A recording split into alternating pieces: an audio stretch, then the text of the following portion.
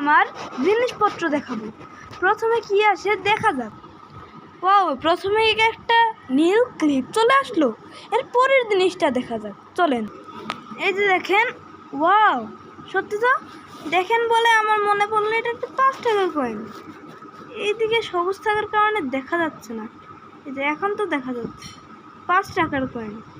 এর পরের কি জিনিসটা আসে একটু দেখা যাক। এ কি, একটা কলম আসলো। আমি লেখাপড়া করে তাই মনে হয় এটা কলম আসছে। মোট 3টা জিনিস হলো। এর পরের জিনিসটা দেখা যাক।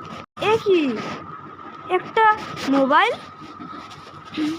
আচ্ছা, আমাদের তো 4টা জিনিস হলো। চলুন দেখা যাক এর পরের জিনিসটা কি আসে। কিন্তু এই মোবাইলটা তো নষ্ট, ভালো থাকলে আমি নিয়ে বেরোইতাম। থাকুক, আমি তো ছোট, আমার আর মোবাইল দিয়ে কী হবে। একটা ঘড়ি চলে আসছে, দেখা যাক। এইটা ভালো হলে তো আমার অনেক লাভ হবে, কারণ আমি স্টুডেন্ট, আমার তো এগুলো লাগবে, পরীক্ষা দেয় আবার।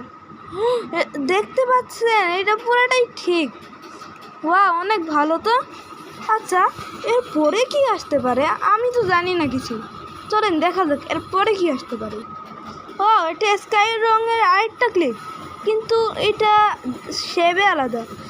এটা গোল আর আর সোজা, আর এইটা দেখেন কেমন উঁচা নিচা ডায়মন্ড। এর পরের জিনিসটা দেখা যাক।